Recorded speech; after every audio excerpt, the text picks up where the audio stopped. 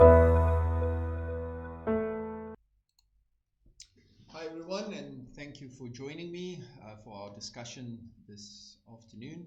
And what I'm going to talk to you about today is the hierarchy of financial abundance. I think you can all agree with me that all of us would like to be financially successful and financially independent. But it's very difficult for us to know exactly what steps we need to take to get there. Where do we start? What do we do next? And in what sequence should we do these things? So the hierarchy of financial abundance will show you exactly what the steps are that you need to take to get to financial freedom. So what I'm going to do is I'm going to run through a presentation with you and just explain each of the different levels of this hierarchy.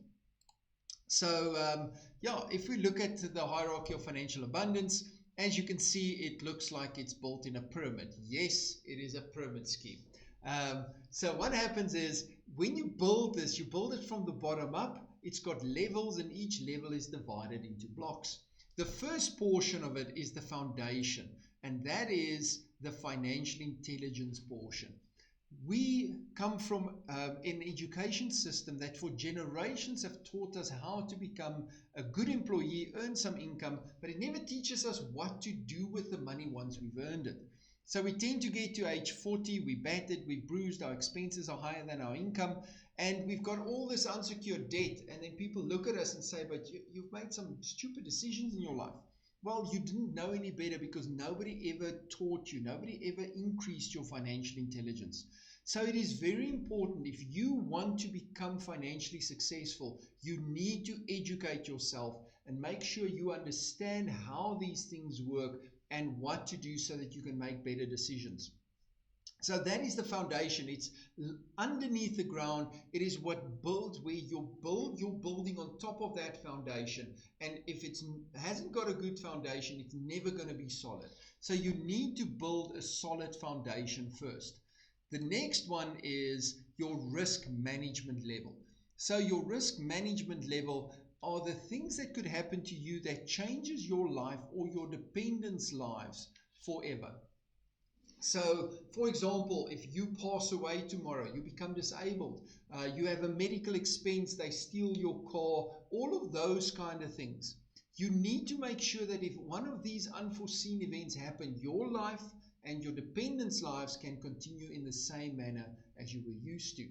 The difference is you need to look at the way that you approach this risk management level. What typically happens in the financial services industry is a financial advisor or a broker comes and sits with you and they look at what you've got and then they try and beat what you've got. And that is not the right approach. You need to look at what you need first and then build a plan that does exactly that. So don't look at, you've got 3 million life cover with company A, then the advisor comes and says, well, they can give you 3.2 million life cover with company B for the same premium, and then you move. The point is, do you need 3.2 million life cover? Is it enough? Is it too much? Is it too little? Why do you have it? So first determine why you have it, what do you need, and then build something that does exactly that. No more, no less. Remember, everything you spend money on in your risk management level is what we call what-if money. It's money that you pay a third party for in case something happens. It doesn't build up an asset. It doesn't come back to you unless one of these eventualities happen. So you want to spend as little money as possible on what if so that you can have as much money as possible moving into the next levels. So those two levels is all about building financial stability first. So that is to make sure that you have a stable foundation on which you can build your successful financial building. The next level we're going to look at is your savings level. So savings level is everything you're going to do where you're going to save money on a monthly basis. The first portion we're going to save money into is debt settlement, and specifically your unsecured debt. What is unsecured debt? Unsecured debt is the debt that you have that is not underlined by an asset. For example, a credit card, a personal loan, an overdraft. There's no asset underlying that debt, like a property, for example. Your bond that you have, your house is the security for the bond. So if you don't pay your bond, the bank can come and take your property. If you don't pay your credit card, the bank can't just come and take your property. So there's no security for that credit card. Therefore, it is the most expensive debt and it's the highest interest. So I see so many people who are putting 1,000 Rand, 2,000 Rand a month into a retirement annuity, but they're paying 4,000, 5,000 Rand a month on unsecured debt. So on the retirement annuity, they're getting 6-7% return on the investment, but on the unsecured debt, they're paying a guaranteed 22, 23, 24% interest. So on the one side, you're paying 23% interest. On the other side, you're only gaining 6% interest. You see how that doesn't make sense? So what we teach people is get rid of these unsecured debt first. Take all of that cash flow that you've now released by paying that debt off and then start building money from there. The second thing you want to save for is your emergency fund, which is basically 3 times your monthly expenses that you want to have in your reserve account. I think all of us have seen the practical implication of not having an emergency fund with the lockdown happening and COVID-19 happening. So many people are in financial dire straits because they've lost their ability to earn an income, and therefore they don't have an emergency fund, and that's all she wrote. The next one is your CapEx fund. Your CapEx fund is where you start becoming proactive instead of being reactive. CapEx stands for capital expenditure. So what you want to do is you want to be proactive, look at the 12 months that is coming, and look at all the single expenses that you need to have money for, that you don't typically put into your budget. For example, you might have to service your car, you might have to buy new tires, you have Christmas gifts, you have a birthday, you have an anniversary, all of those kind of things that are not typically in your monthly budget, but you need to plan for those per year. So what you do is you plan that and then you save that money so that you don't go and get to a point where this has to happen, you don't have money available, and then you have to put that expense on a credit card or take out a personal loan. Also then your children's education, if you want to put some money away for your child's education into a savings account, into some kind of an investment for them. And then bond settlement, getting rid of your bond as quickly as possible, preferably within half the time. So if your bond is 20 years, how do you do it in 10 years? Your bond is probably the debt that you're going to pay the most interest on over the term, because the term is so long. It's a 20-year term. If you look at the typical bond, you're going to pay about 1 to 1.5 times the price of your property in interest over 20 years. So that means if you buy a property for 1 million Rand, by the end, when you've paid it off, you would have paid 1.5 million Rand in interest on top of the million Rand that you bought the property for. So the quicker you get your bond paid, the better, the more interest you will save. That doesn't mean that you first have to finish paying off your bond before we move up the pyramid. It means that you have to have plans and strategies in place to address these issues as we build higher and higher up the pyramid. So once we've done the savings level, you have now built financial security. So you've gone from building financial stability to creating financial security. Financial security means you have control over your cash flow, you don't have a lot of unsecured debt, and you are planning, or you have planned for any unforeseen events. And if you do lose your ability to earn an income, you have 3 months worth of expenses in the bank. That creates the power side of our pyramid. So you'll see it's the power cow model, and we'll talk about the cow side now. The power side stands for protection of wealth. So everything you do in these 3 levels is about protecting the wealth that you've built so far. Now we're going into the next portion, which is starting to build business assets. So business assets, or becoming an entrepreneur, is a way that you build something where initially you put in some effort, but then start earning income on an ongoing basis. So we talk about transformational and transactional businesses, which I'll talk about on another video. So you want to focus on a transformational business. So you can do a few different things. You can start a new venture. A new venture is you have a business idea, you get it off the ground, and you build that business from scratch. That is usually the higher risk option to go because it's never been tried, it's never been tested, but it's also one of the most profitable ways to go. So there's more risk, but there's more opportunity for profit. You can go and buy a franchise, which is less risky because it's already been proven, it's already been tested, but your profit margins aren't that high. You can do network marketing, which is a very low cost, low risk way of getting involved in business. But please be careful when you look at network marketing businesses that you don't get involved in a scam. For more information on that, I have done a video on how to spot a financial scam.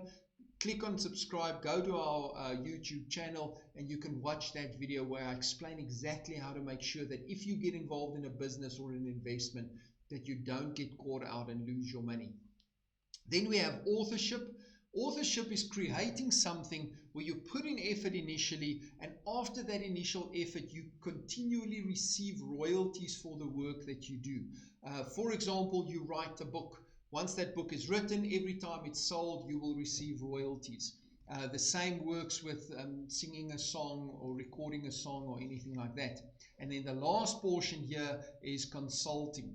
You might have years of experience in the field that you're in, you're employed by a company, but there are small companies, small business owners that can't afford to have somebody with your skills full-time employed in their business. So you can consult to those businesses and help them to use your skills to help their business, and you can earn some income from there.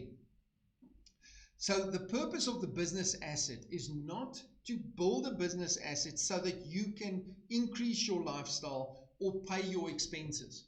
Most people start a business at exactly the wrong time and for the wrong reason.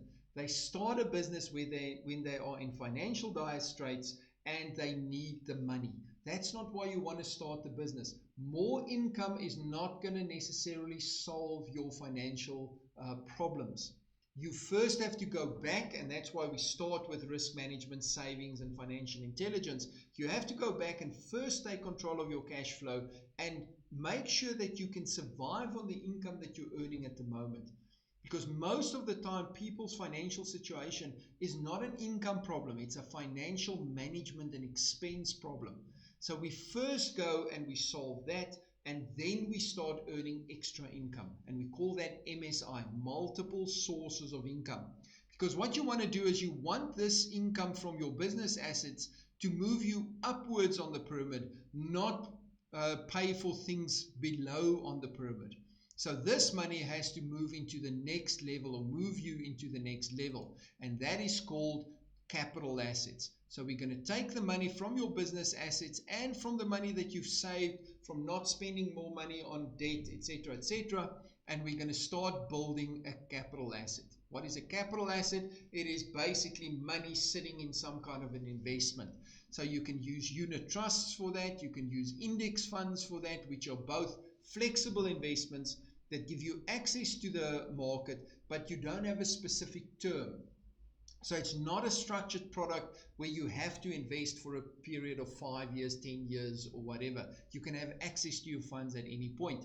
Then you have more structured products like a retirement annuity, which is an investment specifically for retirement, and you are tied into that investment until you reach at least age 55, and it builds capital in that investment.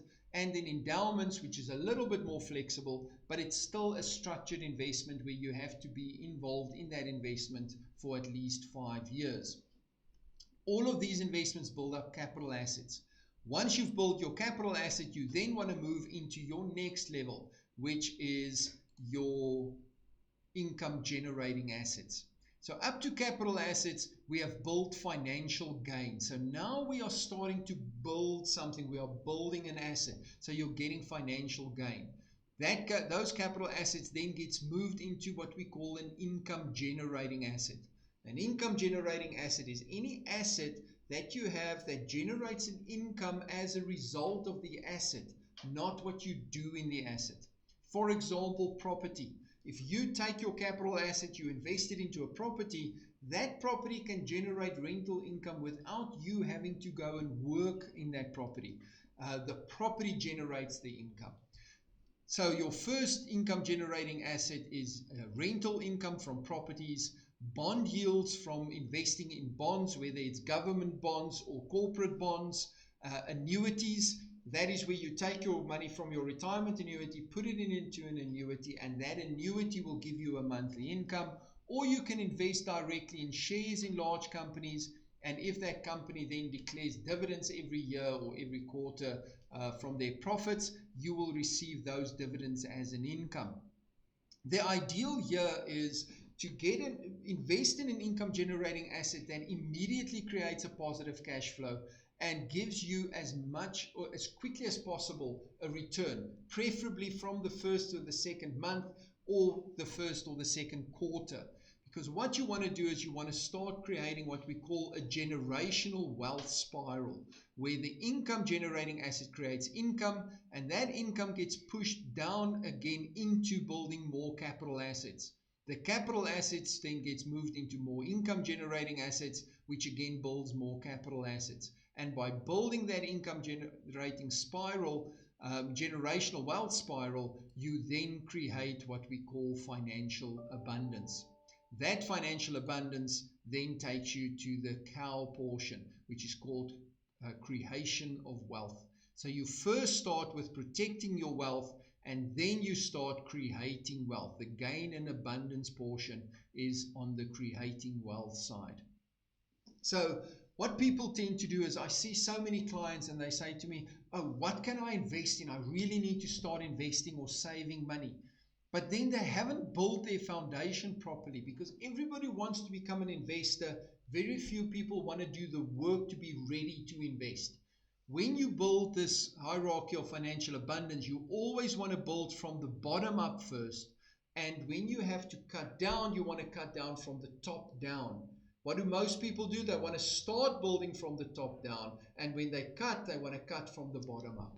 Okay, so it's very important that you start and slowly start building your building blocks to be ready to invest at a later stage. Thank you for joining me.